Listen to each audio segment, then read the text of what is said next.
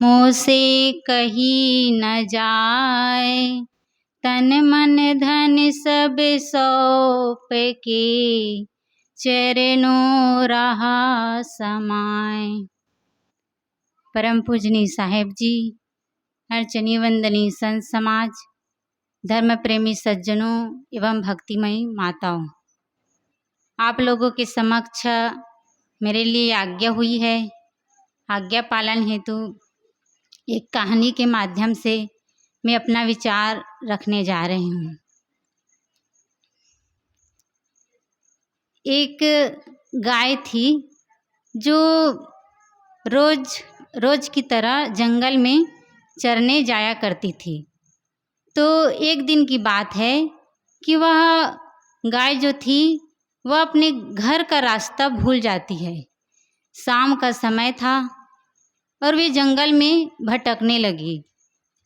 भटकते भटकते वो देखती है कि एक शेर उसके तरफ ही आ रहे हैं। तो जो गाय थी वह दौड़ने लगी, अपने आप को बचाने के लिए भागने लगी और वे भागते भागते एक झील में जा पहुंची और उसके पीछे जो शेर था वह भी दौड़ते दौड़ते उस झील में जा घुसा। दोनों दलदल में उस झील में घुस गए। दोनों एक दूसरे के थोड़ा ही पास में ही थे, लेकिन वे दलदल के कारण दोनों उस दलदल में घुसते जा रहे थे।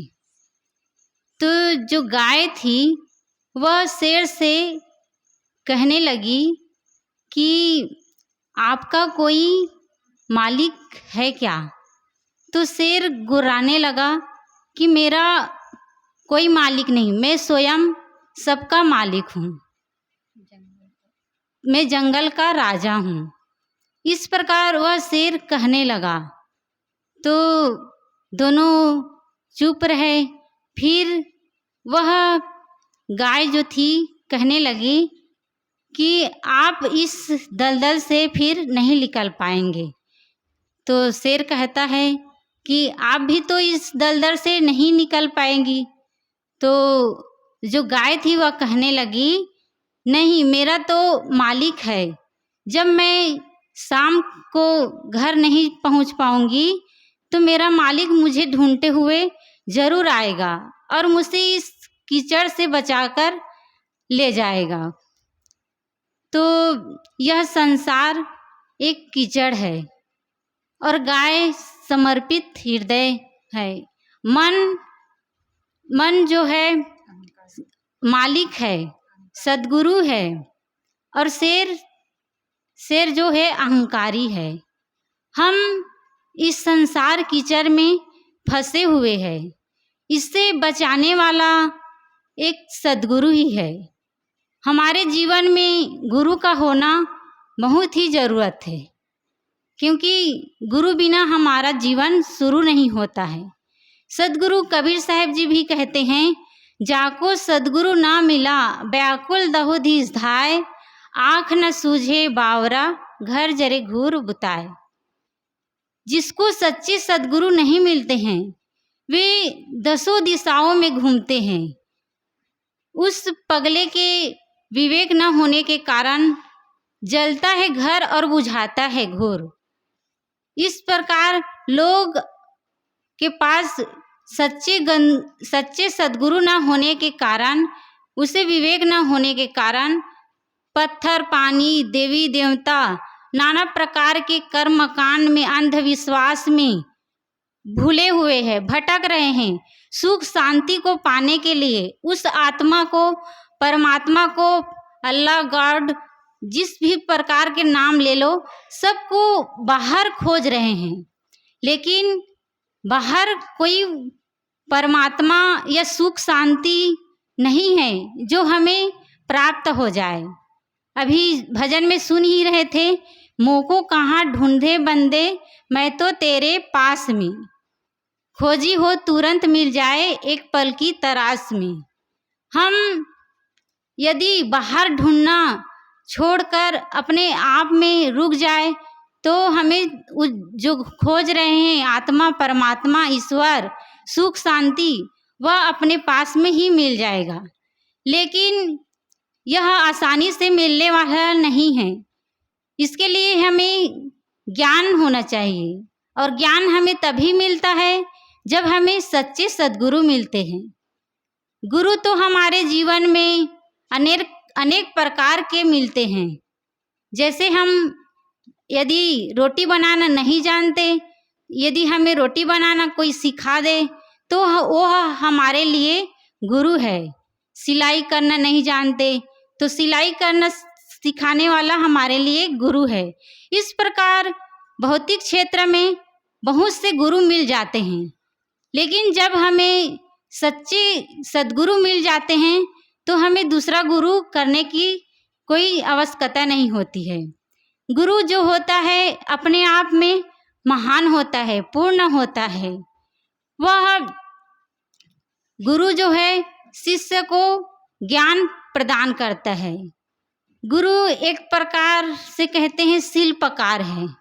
जैसे शिल्पकार अनगढ़ पत्थर को एक सुंदर मूर्ति अपने छीनी हथौड़ी के द्वारा छीनकर उसे एक सुंदर मूर्ति का आकार दे देता है, और वह एक दिन वह मंदिर में पूजने योग्य हो जाता है। उसी प्रकार जो गुरु है वह हमें हमारे जो अज्ञान है, जो बुराइयां हैं, उसको दूर करता है और हमें एक सुंदर रूप यानी कि सुंदर हमें बना देता है। हमारा जीवन कैसा होना चाहिए, हमें इस प्रकार से सुंदर बनाने का प्रयास करते हैं। सद्गुरु जो है एक कुंभकार है। जैसे कुंभकार कच्चे मिट्टी के बर्तन से घड़ा बनाता है तो अंदर बाहर दोनों तरफ से अपने हाथ को सहराता है, अंदर हाथ का सहारा लिए रहता है और बाहर से भी ठोक ठोक कर उसे एक सुंदर रूप देते हैं। तो जो सद्गुरु होते हैं, जो हमारे अंदर बुराइयां हैं, दोष है, दुर्गुण है, उसको समय आने पर हमें डांट फटकार कर सुधारने की चेष्टा करते हैं और हमें समय से प्यार भी करते हैं। लेकिन हम लोग उसको न समझकर रूठ जाते हैं, बोलना बंद कर देते हैं। तो ये हमारा ही अज्ञान है। सद्गुरु अपने आप में पूर्ण होते हैं, महान होते हैं। वो सबको एक दृष्टि से ज्ञान प्रकाश अपना देते हैं। जैसे सूर्य बाह्य जगत को प्रकाशित करता है, वैसे सद्गुरु हमारे आंतरिक जगत को प्रकाशित करता है। जैसे पारस और लोहा को ले लिया जाए, जैसे लोहा और पारस पत्थर एक साथ रहता है, लेकिन लोहा में मोर्चा लगे रहने के कारण वह पारस से स्पर्श नहीं कर पाता है, तो वह सोना नहीं बनता है।